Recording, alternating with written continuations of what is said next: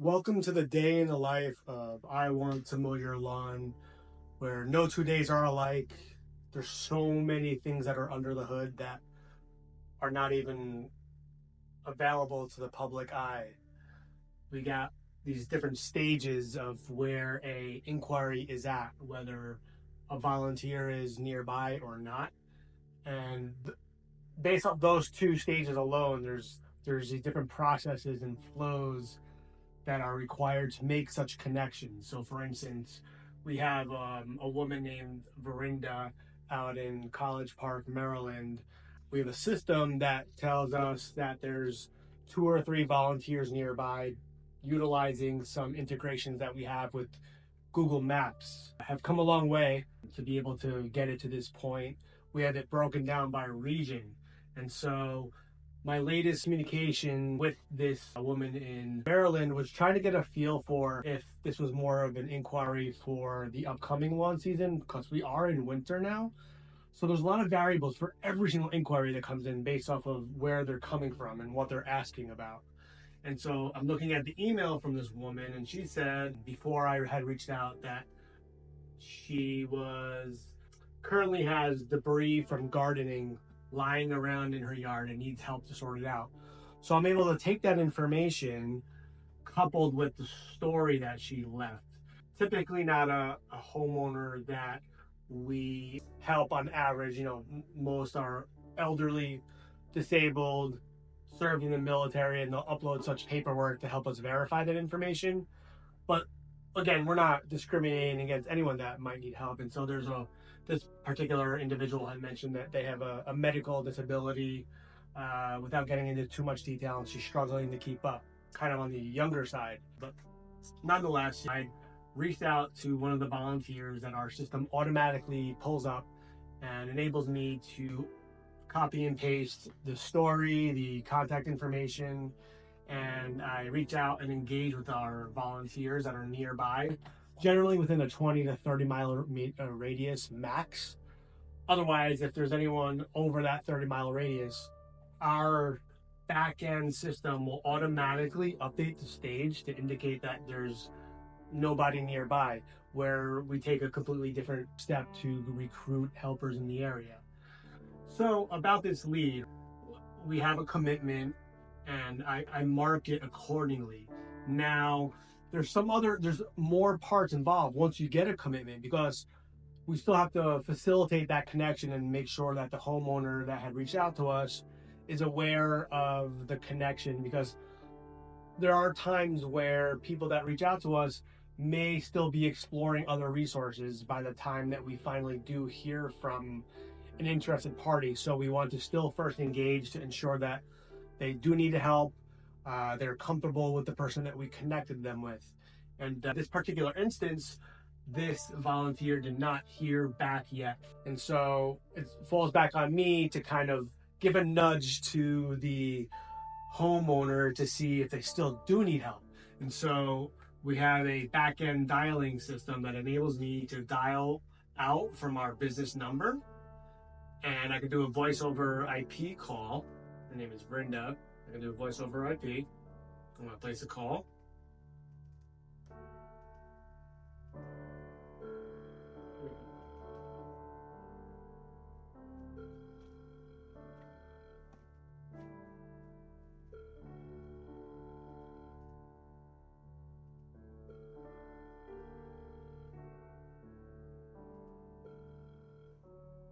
And it looks like there was no voicemail available. So in this case, what I'm going to do is just bump the thread where they were responsive about a week ago, letting them know that we try to reach out, we have somebody nearby. And that's just, again, one instance of a connection that we're trying to make here. And so I'm just going to write to her, Verinda, we try to email you with a helper nearby named Sarah, called you to confirm this information at the number you left in our intake form. Is this the best number to reach you at? Please let me know if you still do need some help with the property. Thank you. And that's it. That's just one of many things. Just going down the list, we have a homeowner, a disabled homeowner in Oklahoma. The person's name is Dan, and I can see in the notes that he's in his 60s, dealing with disabilities. Came referred to us from a caseworker. Our system detected a local landscaping company enlisted in our services, and I did receive interest from them. They want to help, and so when I did hear back from them, I marked this accordingly as a committed volunteer. But that doesn't mean anything has been completed. That's only the half of the job. Right now, it's up to myself and or the enlisted helper to engage with this homeowner and schedule a visit. I did reach out by email first and foremost, just to confirm their receipt and advise that we possibly do have a helper in the area. Didn't hear back from them, and I believe the landscaping company did not hear back from them either. So the next step is I'm going to place a dial out to Mr. Dan.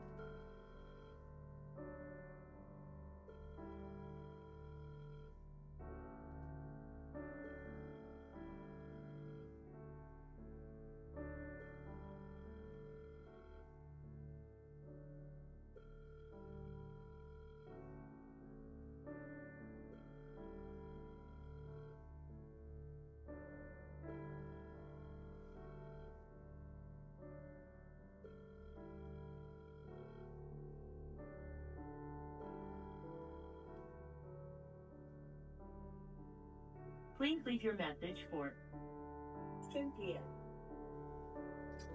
Hi, Cynthia. My name is Brian. I'm calling from a nonprofit called I Want to Mow Your Lawn.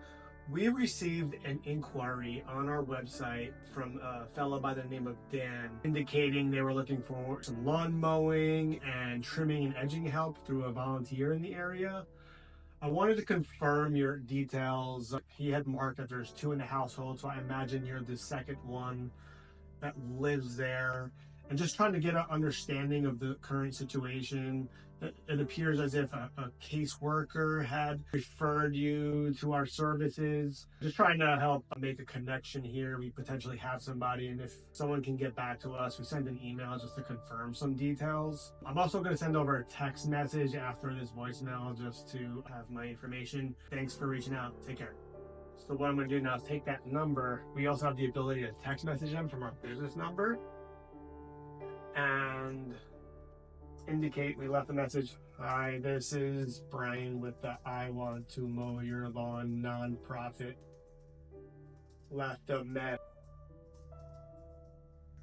Appears you heard about our lawn services through a caseworker. Just wanted to confirm some information.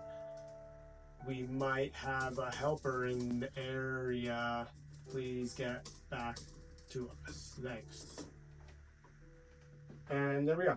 Some things I just am closing the loop on.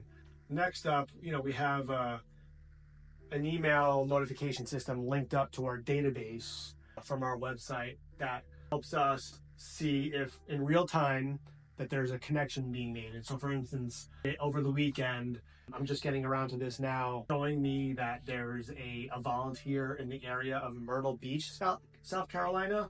And we set up this proprietary notification to bring us right into like a shared internal document to show us that we have people in the area.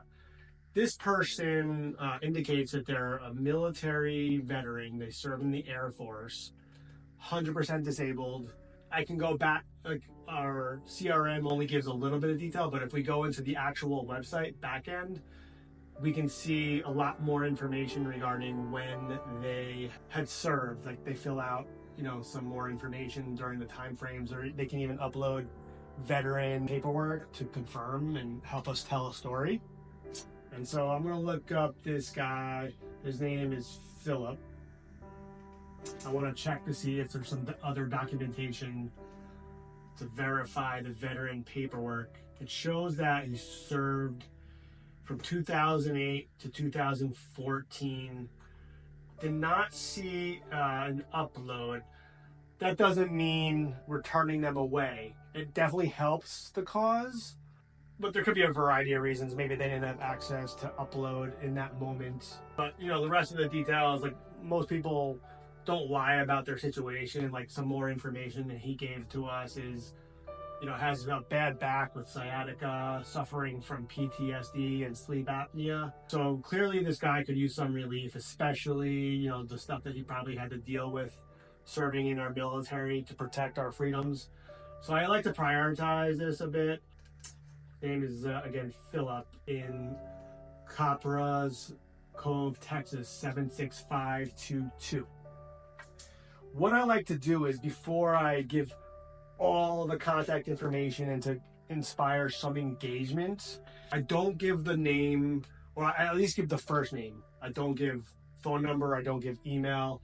I just give a general idea of their age range and the zip code. I don't even give an address, because I like to at least hear back from volunteers to inform that they are able, and generally they ask me for an address.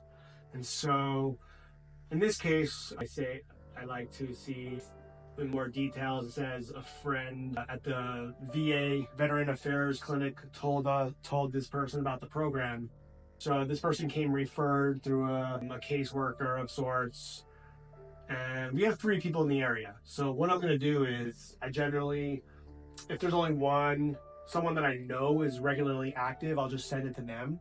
But I like to cast a wide net to the 3 closest one and just see who might respond and manage accordingly.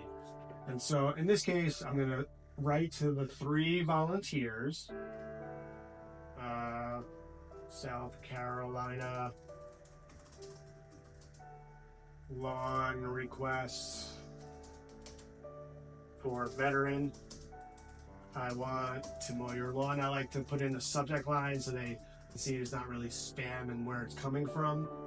Again, these are all volunteers that have took the time out to fill out our volunteer intake form and give us all the information regarding their equipment, any other availability. So I'm going to write to them in a BCC to keep it somewhat personalized, but also to avoid any form of reply to all scenarios.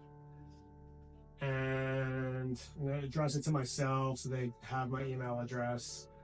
And sometimes I like to use ChatGPT to kind of craft an email to just streamline some things. And so what I'll do is go to ChatGPT, 100% disabled veteran, write me brief email to volunteer with this info.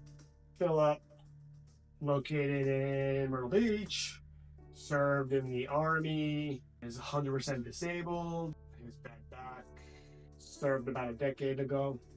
Can you be of assistance or know someone?